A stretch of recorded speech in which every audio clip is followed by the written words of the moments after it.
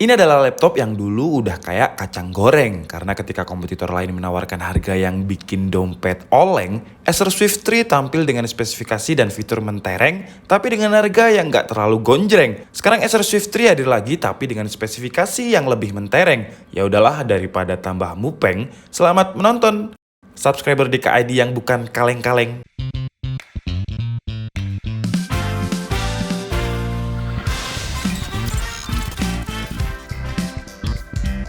Hai Andika, guys, di sini hari ini kita akan membahas laptop yang dulu adalah laptop bestseller dan ini adalah laptop yang sering banget kalian requestkan di kolom komentar di KID dan juga sering banget saya review, yaitu Acer Swift 3 yang dulu namanya adalah Acer D Edition, cuman sekarang udah nggak ada gimmick dengan nama Acer D Edition. Kenapa laptop ini dulu bestseller banget? Karena dulu pada tahun 2018 laptop Ultrabook itu masih mahal, di atas 10 atau di atas 12 juta. Kemudian si Acer Swift 3 ini datang dengan gimmick marketing Acer D Edition dengan harga hanya di bawah 10 juta. Jadi kalian bisa dapat Ultrabook dengan harga 8 juta, makanya laptop ini dulu bestseller banget. Tapi memang ada beberapa part yang dipangkas seperti storage-nya yang belum menggunakan SSD dan keyboardnya yang belum backlit. Kemudian di awal tahun 2019, Acer Swift keluar lagi dengan dimensi yang lebih enteng dan juga lebih tipis ketimbang Acer Swift sebelumnya. Dan sekarang di akhir kuarter ketiga 2019 ini, Acer Swift 3 mengeluarkan lagi,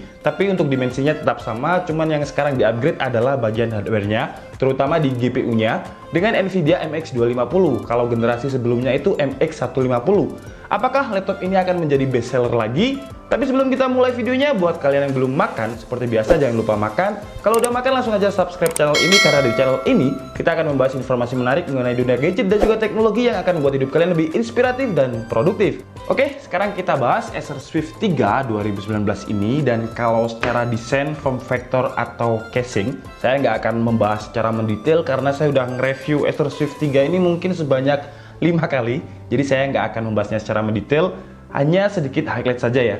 Jadi semua Acer Swift 3 itu bahan materialnya menggunakan full metal, termasuk di bagian bawahnya ini juga bahannya full metal. Kemudian Acer Swift 3 memiliki fitur yang namanya 180 degree lay. Udah, itu aja ya secara desain ya, karena saya udah sering banget bahas. Jadi saya akan membahas yang belum pernah saya bahas saja, termasuk troubleshooting mengenai Acer Swift 3 yang sering kalian komenkan di kolom komentar di KID. Oke, mungkin kita bahas dari segi spesifikasi dulu ya. Acer Swift 3 ini secara spesifikasi SKU-nya ada 3, yaitu Core i3, Core i5, dan Core i7. Dan yang kita review ini adalah yang varian Core i5 8265U dengan upgrade VGA yang sekarang menggunakan Nvidia MX 250, tapi kalau yang dulu pakai MX 150. Dan dulu ketika saya nge-review Acer Swift 3 yang masih pakai MX 150, banyak yang komentar itu, harga segini pasti Nvidia-nya adalah versi sunat. Sebenarnya namanya bukan versi sunat ya, tapi versi low power. Saya juga nggak tahu istilah versi sunat itu dari mana.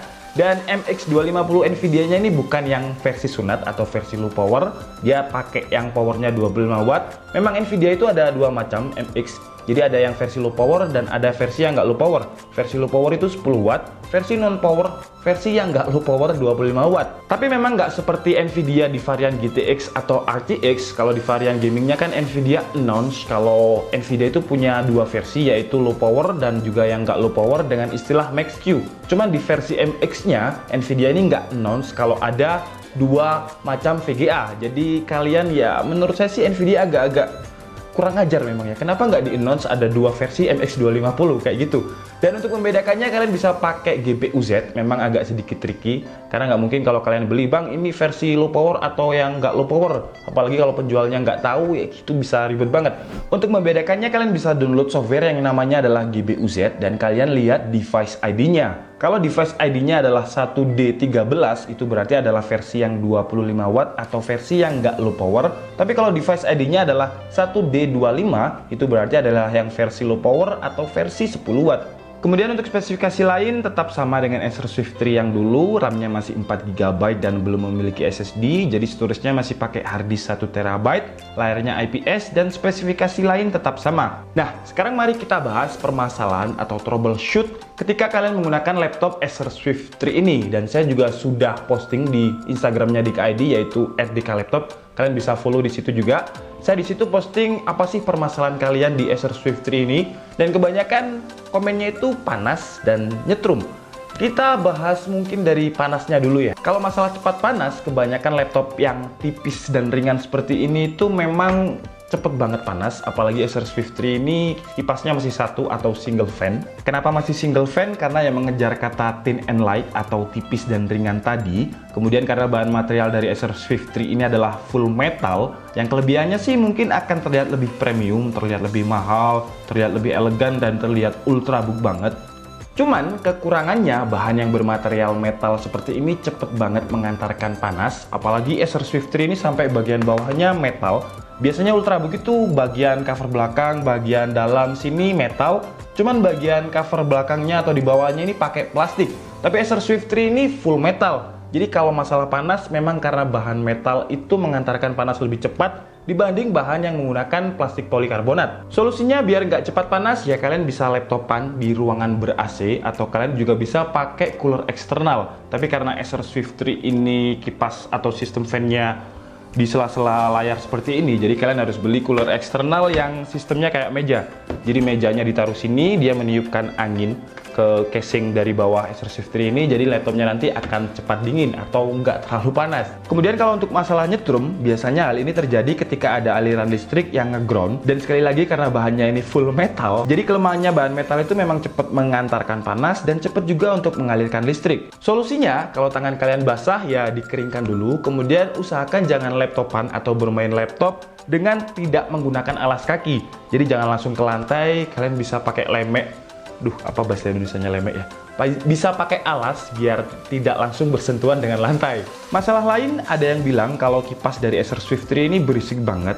Tapi sebenarnya yang berisik itu bukan kipasnya, tapi harddisknya. Semua harddisk itu pasti berbunyi karena dia kan bukan SSD, jadi dia masih pakai piringan yang memutar dan bergerak. Dan semakin banyak harddisk itu mengolah data, suaranya akan semakin kenceng.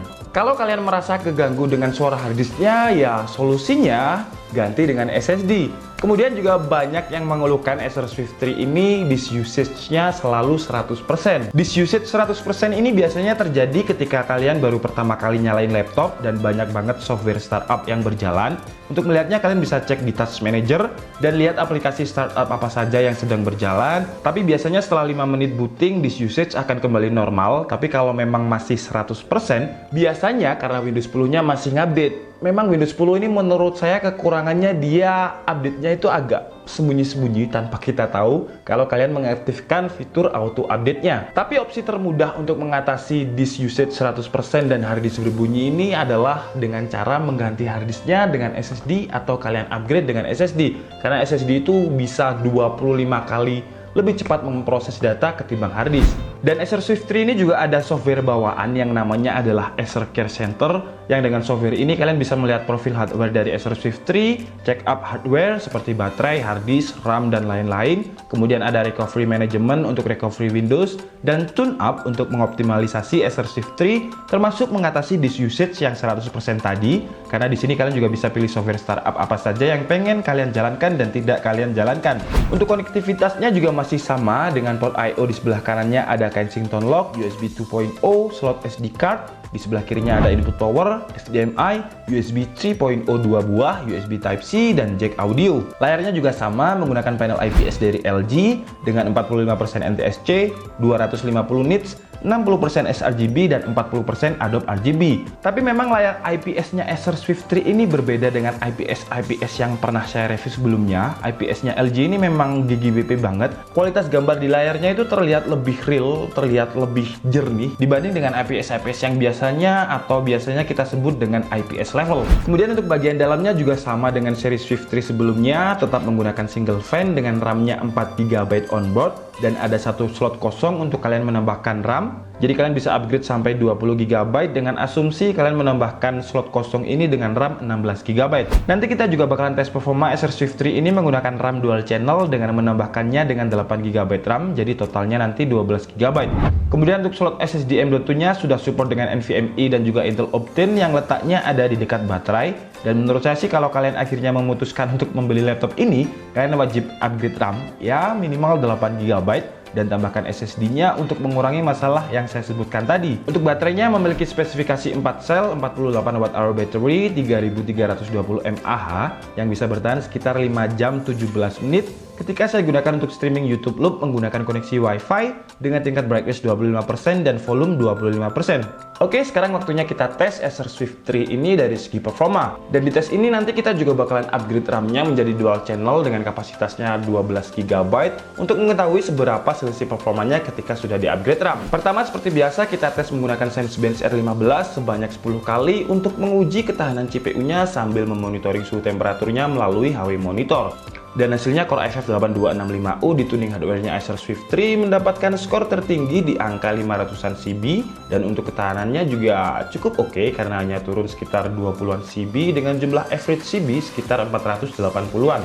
Kemudian kita tes dengan settingan RAM dual channel, tidak ada peningkatan performa, skor Sensebench-nya juga masih sama di angka 480-an CB. Lanjut ke tes editing menggunakan software Adobe Premiere Pro dan menggunakan template khusus untuk benchmark rendering di DKID. Acer Swift 3 ketika menggunakan settingan default RAM 4GB single channel masih ada kerasa lag dan juga delay ketika saya coba untuk playback timeline sequence yang ada di Adobe Premiere Pro. Kemudian untuk durasi rendering videonya dengan settingan 4GB single channel ini, Acer Swift 3 bisa menyelesaikan waktu rendering sekitar 2 menit 35 detik. Dan ketika sudah di-upgrade menjadi 12GB settingan dual channel, banyak sekali peningkatan performa dan sedikit sekali delay dan juga lag ketika proses editing.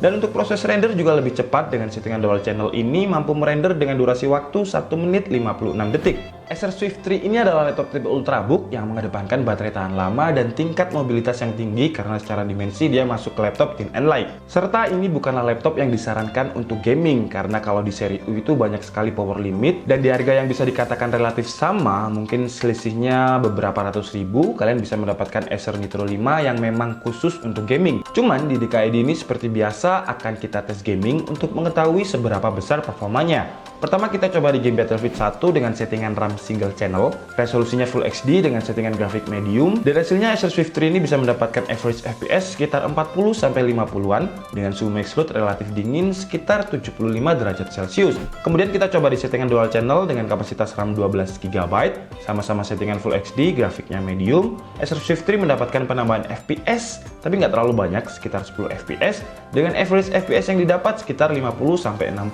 Game yang paling terasa ada peningkatan performa adalah game PUBG. Di game ini kita menggunakan resolusi Full HD, grafiknya very low atau rata kiri, dan di settingan RAM single channel mendapatkan FPS yang sama sekali tidak playable untuk dimainkan. Bahkan saya baru turun aja langsung mati. Average FPS-nya itu ada di angka 10-20 FPS. Kemudian ketika di-upgrade RAM-nya menjadi dual channel dengan kapasitas 12GB, game PUBG dengan settingan yang sama yaitu resolusi Full HD, rata kiri atau very low masih sangat playable untuk dimainkan dengan average FPS 30-40, jadi ada peningkatan sekitar 20 FPS.